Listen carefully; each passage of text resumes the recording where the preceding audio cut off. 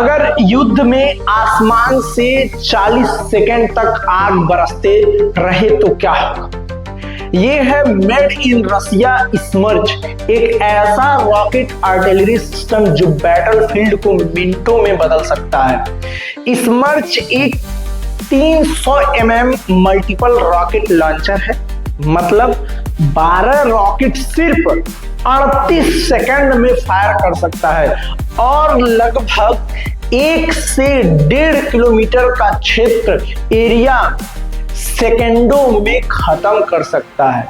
जय हिंद, जय भारत। तो आज हम लोग बात करेंगे made in Russia Smerch artillery system के बारे में, जो भारतीय सेना में भी डिप्लॉयड है। तो सबसे पहले हम लोग इसकी बॉडी को देखते हैं। इसका जो बॉडी होता है यह MAZ 543 8x8 ट्रक पर लदा होता है।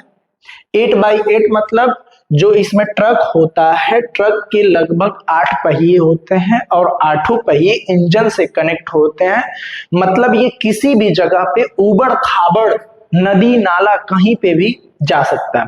अब हम लोग बात करते हैं जो स्मर्च होता है, स्मर्च मिसाइल जो होता है, जो आर्टिलरी सिस्टम है, यह MAZ ट्रक पर लदा होता है, जिसमें 12 ट्यूब होते हैं और इसमें 12 मिसाइल होते हैं, 12 रॉकेट होते हैं।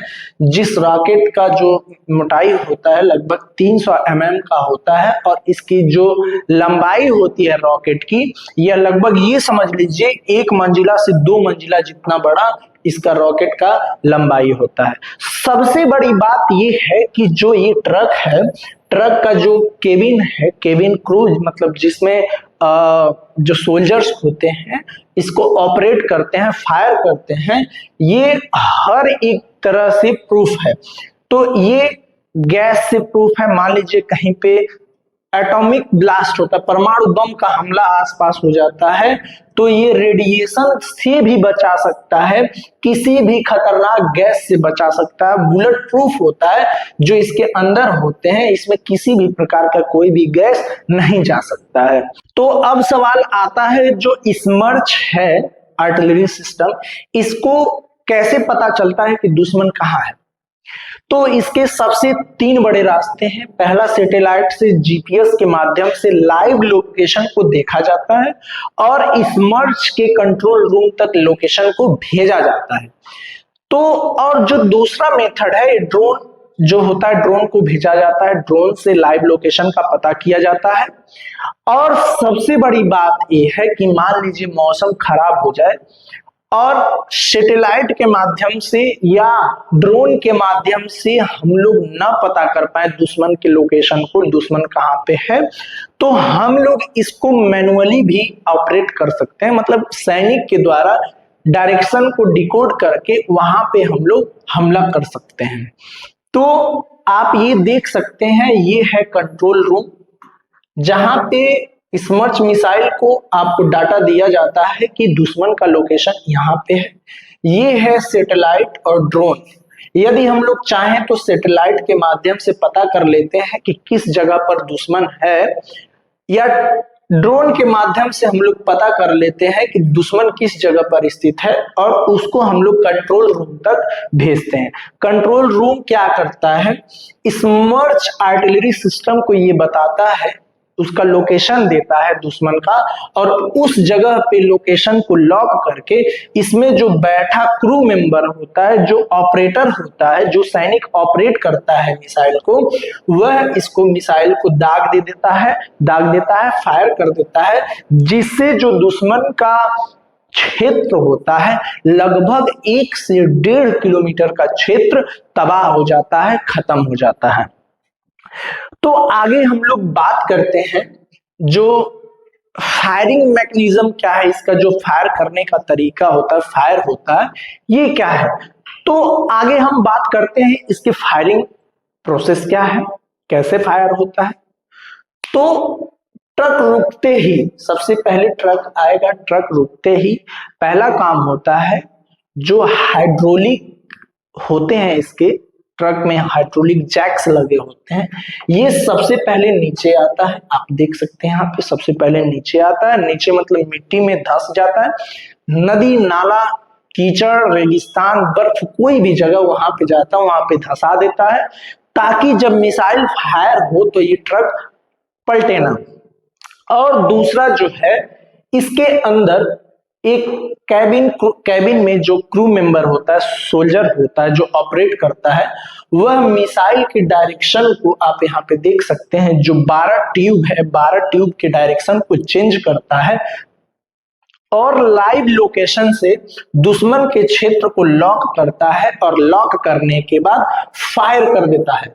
अब जब भी फायर होगा ये इतने स्पीड से जाता है कि दुश्मन को संभलने के लिए मौका ही नहीं मिलता है। तो अब हम लोग बात करते हैं मौत की बारिश कैसे होती, मतलब कि रॉकेट और वारहेड के बारे में हम लोग बात करते हैं।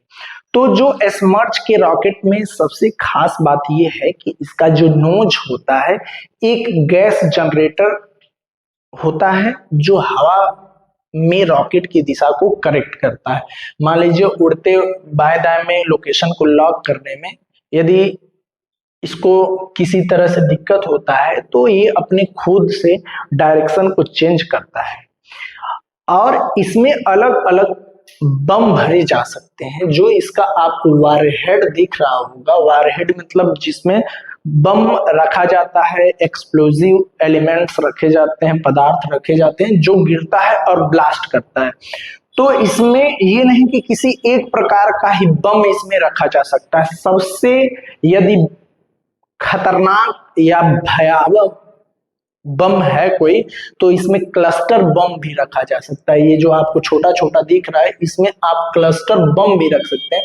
क्लस्टर बम क्या है आप देखते होंगे, छोटा छोटा ग्रेनेड होता है, हम लोग फेंकते हैं, हमारे जो सोल्जर होते हैं फेंकते हैं तो वो एक जगह पे क्षेत्र पे हमला करता है।